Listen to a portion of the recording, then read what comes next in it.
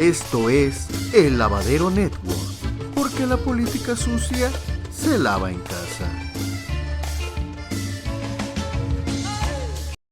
Gracias. Gracias, señor presidente. Muy buenos días, doctora Carla Quintana. Doctora Alejandra Encinas, buenos días. Daniel Marmolejo, de la Cuarta República, Voces del Periodista. Hace 2 años planteamos aquí un caso de derechos humanos, de crimen de lesa humanidad y tortura médica contra 500 personas que les pusieron un tubo en el cerebro al que lo denominaron sistema de derivación ventrículo-peritoneal.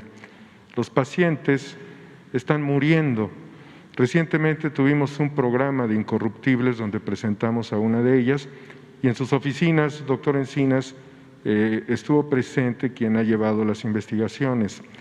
Los médicos que realizaron estas cirugías pues verdaderamente causaron un desastre sobre 500 personas, incluyendo bebés. Hubo estupor cuando planteamos ese escenario, pero tenía México 3 meses para dar respuesta a la Comisión Interamericana de los Derechos Humanos, y esto ya fue hace 1 año y medio. La cuestión es saber, e incluso yo le pedí al señor secretario y subsecretario de Salud si había forma de contribuir para darle solución a este tema y si es posible restablecer nuevamente la comunicación con las víctimas para conocer profundamente y de una vez finiquitar con este asunto. Ese es el primer planteamiento, doctor Encinas. ¿Sí? ¿Que se van a poner de acuerdo? Sí, está muy bien, perfecto para resolverlo, sí. Urge. Segundo, señor presidente, muchas gracias. 16 años del desafuero. Usted construyó una calle que conectaba un hospital y había una escritura apócrifa y todo esto lo defendió evidentemente Macedo de la Concha por instrucciones de, en su momento, el presidente Vicente Fox. Señor presidente, este tema de las escrituras conmueve mucho porque hay una persona que es un periodista que curiosamente ahora que se cumple un aniversario también del natalicio de Julio Scherer, lo contrató y empezó a trabajar dentro de Excelsior el 3 de octubre de 1968. Con lo que él logró juntar de dinero, compró una casa ahí por Paseos de Tasqueña, ustedes que fueron obviamente jefes de gobierno de esta ciudad. Un abogado desconsiderado y mafioso, aprovechándose de esta familia, fabricó una escritura, porque esta es fabricación, en una notaría fuera de esta ciudad. Sin embargo, tanto el juez, el operativo del abogado y un notario que resucitaron para que firmara la escritura, causó que fueran desalojadas estas personas que habitaron la propiedad durante 42 años.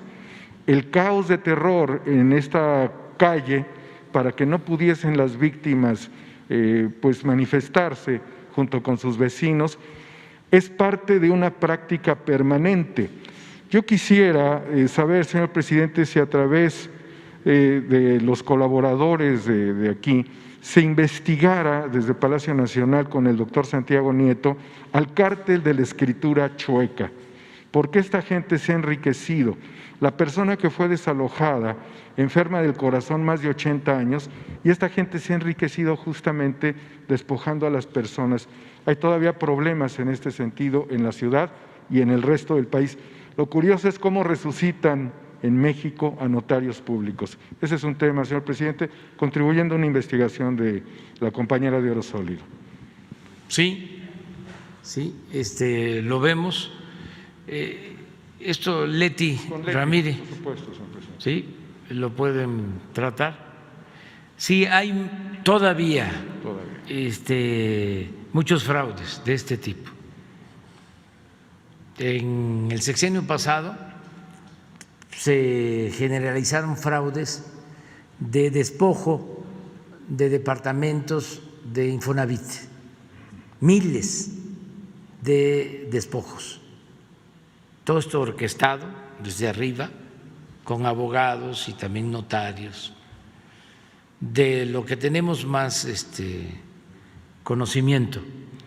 Y ya se está actuando, y yo di instrucciones desde el principio que no se desalojara a nadie, ni un desalojo. Y no ha habido desde que estamos en el gobierno un solo desalojo de un trabajador de su familia en un departamento de Infonavit. Entonces, por esto y muchas otras irregularidades en donde intervienen de ministerios públicos y jueces y notarios, pero ya eso yo considero que es parte del pasado. Creo que no se esté dando en la actualidad. De todas maneras lo vamos a revisar, pero sí había, me acuerdo cuando fuimos jefes de gobierno, el paraje San Juan, ¿sí? El mejor ejemplo, nos obligaban a pagar, no se me va a olvidar la cantidad porque tiene que ver con una fecha histórica, 1810. 1.810 millones. Y eran terrenos nacionales que ya habían escriturado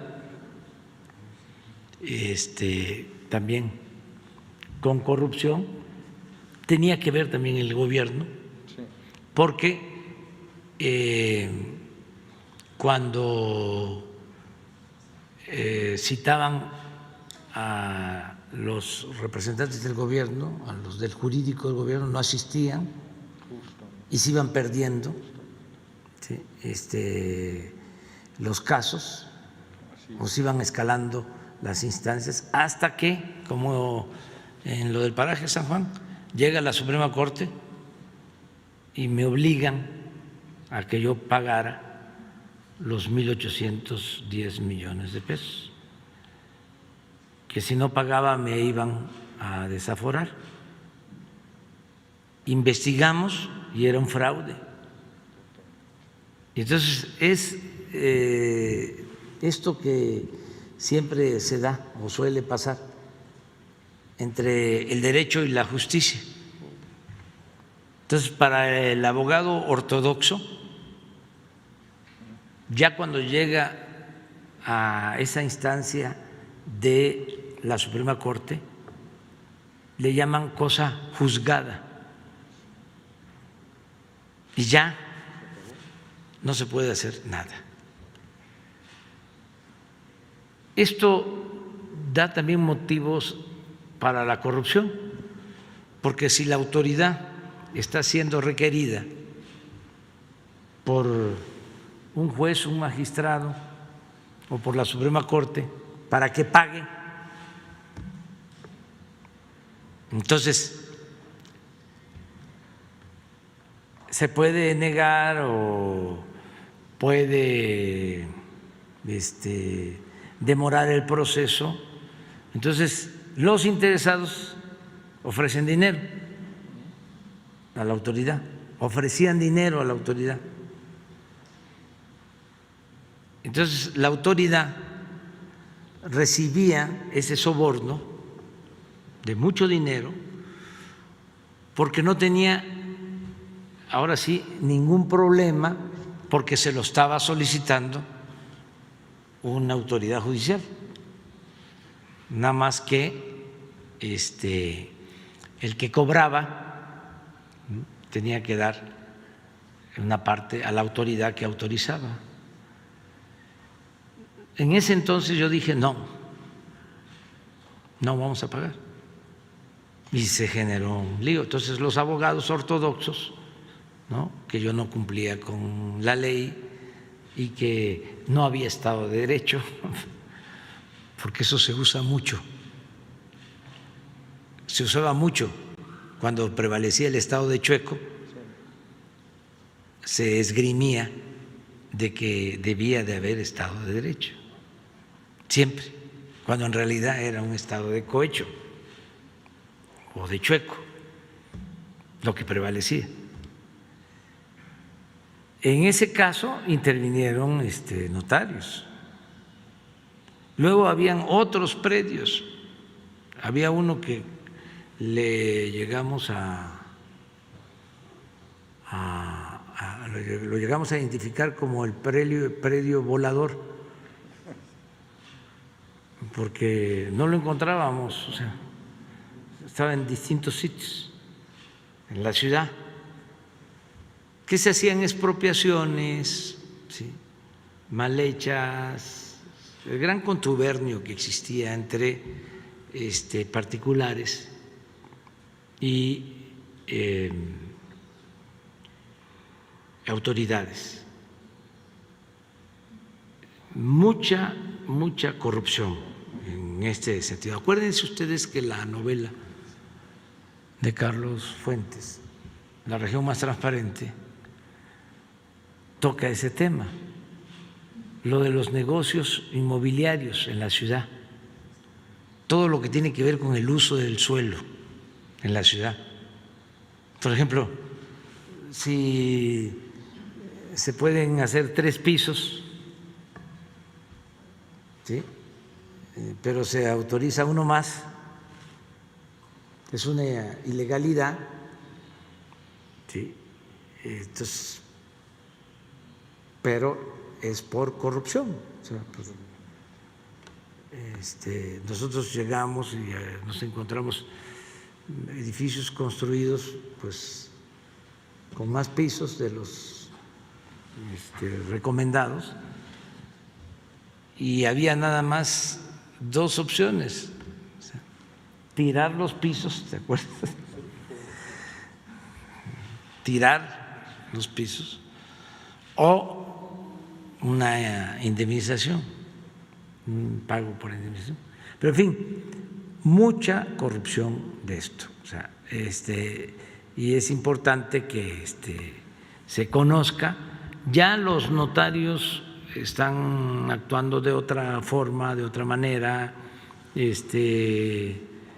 cooperan, ayudan para que no se den estas cosas, porque el notariado pues tiene que dar certidumbre, tiene que dar garantías, y ellos mismos cuidan para que no se dé este tráfico de falsificaciones, ¿no?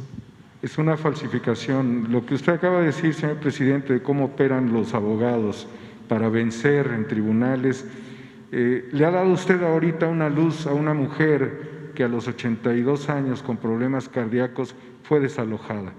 Le ha dado luz, y ojalá esos criminales puedan terminar en la cárcel. Muchas gracias. Sí, lo vamos a ver. Muy bien, nos vemos mañana, ¿les parece? Mañana, sí, por favor. Ella también, allá, 3, 4, 5. Va a ser mañana concertada la conferencia.